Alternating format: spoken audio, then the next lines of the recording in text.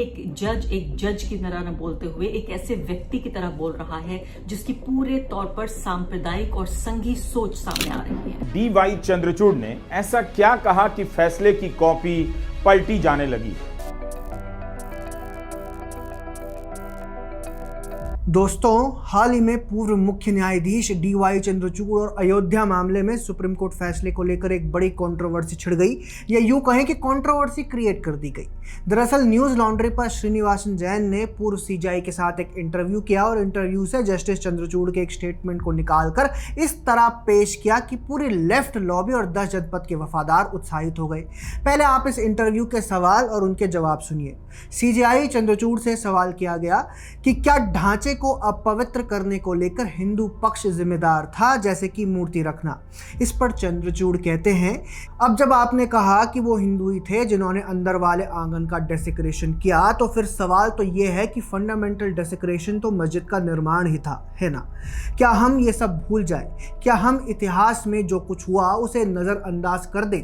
अब जब आप मान लेते हैं कि इतिहास में ऐसा हुआ और हमारे पास उसका आर्कियोलॉजिकल एविडेंस भी था, तो फिर आप आंखें कैसे बंद कर सकते हैं? देखिए, जिन आलोचकों का आप जिक्र कर रहे हैं वो लोग इतिहास का सेलेक्टिव नज़रिया रखते हैं, कुछ हिस्सों के सबूतों को नज़रअंदाज कर देते हैं और फिर अपने हिसाब से तुलनात्मक सबूत चुनकर कहानी बनाते हैं। अब श्रीनिवासन जैन जवाब देते हैं कि इस पर फैसले में तो कहा गया है कि ऐसा कोई सबूत नहीं है कि मस्जिद बनाने के लिए किसी मौजूदा स्ट्रक्चर को ज़बरदस्ती तोड़ा गया हो। आप कह रहे हैं कि पहले भी तोड़ मरोड़ और अपवित्रीकरण हुआ, लेकिन उसके सबूत कहाँ हैं? इसी क्लिप को काटकर वायरल किया गया और जैन ने यह नैरेटिव गढ़ा कि देखो देखो, जज साहब अपनी ही लिखी बात को काट दिया या गलती से कुछ और बोल दिया। अब यहाँ पर ध्यान से सुनिएगा दोस्तों, श्रीनिवासन जैन ने स्पष्ट रूप से प्रोपेगेंडा फैलाया। उन्होंने एक लाइन को उठाकर पूरे फैसले का संदर्भ बदल दिया और यह दिखाने की कोशिश की कि सुप्रीम कोर्ट का फैसला केवल फेथ पर आधारित था और सबूतों की कोई अहमियत नहीं थी, जबकि असलियत इससे पूरी तरह से अलग है। सुप्रीम कोर्ट ने पैरा 796 में साफ लिखा है कि the court does not decide title on the base of faith और belief but on the basis of evidence, यानी अधिकार का फैसला आस्था पर नहीं बल्कि सबूत और कानून पर हुआ है। इसके अलावा पैरा 3990 में ASI की खुदाई का निष्कर्ष दर्ज है कि बाबरी मस्जिद की अपनी नींव नहीं थी, वह पहले से मौजूद बड़े ढांचे की दीवारों पर खड़ी की गई थी। खुदाई में मिले पिलर बेस और अवशेष इस बात का प्रमाण है कि वहां पहले एक हिंदू धार्मिक स्थल मौजूद था। सुप्रीम कोर्ट ने यह भी लिखा कि मस्जिद के नीचे जो ढांचा मिला वह किसी इस्लामी ढांचे का नहीं था और न ही किसी वस्तु से इसे इस्लामी पूजा स्थल माना जा सकता था। अदालत में मुस्लिम पक्ष और अदालत के बाहर वामपंथी, अर्बन नक्सली और कांग्रेस समर्थक लोग बार बार दोहराते थे कि ठीक है, वहां मंदिर था, लेकिन शायद वो अपने आप गिर गया होगा, उसे किसी ने तोड़ा नहीं होगा। आज भी इनके पास आखिरी तर्क बस यही रहता है।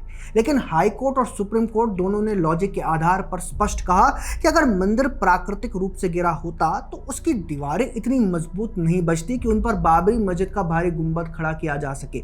यह विश्लेषण पैरा 4055 में जस्टिस अग्रवाल के निष्कर्ष के रूप में दर्ज है। इसका साफ मतलब यह है कि बाबरी मस्जिद के निर्माण के समय मंदिर को जानबूझकर हटाया गया और उसके दीवारों और नींव का उपयोग करके मस्जिद खड़ी की गई। श्रीनिवासन जैन प्रोपेगेंडा के पुराने खिलाड़ी हैं, इसलिए वे ये दर्शाने की कोशिश कर रहे हैं कि सुप्रीम कोर्ट ने डेमोलिशन का सबूत माना ही नहीं, जबकि कोर्ट के अपने शब्द और ASI की रिपोर्ट दोनों ये स्पष्ट करते हैं कि वहां पहले मंदिर था और उसी को हटाकर मस्जिद बनाई गई। अब इसी पूरे इंटरव्यू प्रकरण में जब लेफ्ट लॉबी क्लिप काट काट कर वायरल करने लगी तो जस्टिस चंद्रचूड़ को स्वयं बताना पड़ा कि उनका स्टेटमेंट कॉन्टेक्स्ट से हटाकर पेश किया गया, यानी वे शायद श्रीनिवासन जैन मंडली को क्लिप कटुआ बताना चाह रहे थे। जस्टिस चंद्रचूड़ ने कहा कि पूरा फैसला 1045 पन्नों का है और पूरे रिकॉर्ड की लंबाई लगभग 30,000 पन्ने है, इसीलिए किसी एक लाइन को पकड़कर पूरी तस्वीर बिगाड़ना गलत है। उन्होंने साफ किया है कि सुप्रीम कोर्ट का फैसला पुरातत्व और साक्ष्यों पर आधारित था, आस्था पर नहीं। अब इसी प्रोपेगेंडा में आरफा खानम शेरवानी भी कूद पड़ी हैं। वो कह रही हैं कि जस्टिस चंद्रचूड़ हमेशा भाजपा के पक्ष में फैसले देते रहे हैं और वजह से 20 करोड़ अल्पसंख्यकों का सुप्रीम कोर्ट पर भरोसा उठ जाएगा। अब देखिए, अल्पसंख्यक अल्पसंख्यक पीड़ित जैसे कीवर्ड यूज कर भावनाएं कैसे कैश की जाती हैं।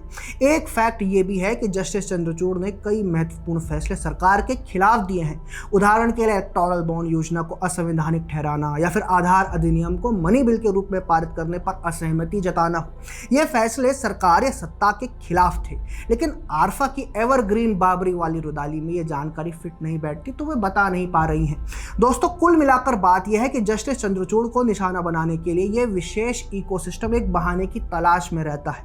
मुद्दे जो भी हों, कारण सिर्फ एक ही है कि गणेश पूजा पर जस्टिस चंद्रचूड़ ने पीएम मोदी को अपने घर क्यों बुलाया, या फिर जस्टिस चंद्रचूड़ अपने धर्म को इतने गर्व से क्यों अपनाए हुए हैं। श्रीनिवासन जैन ने प्रयास तो अच्छा किया, लेकिन चाहे प्रोपेगेंडा कितना भी तेजी से फैलाया जाए, चाहे क्लिप काटी जाए या सोशल मीडिया पर भावनात्मक हमले किया जाए, अब ऐसे प्रयास फलीभूत नहीं होंगे।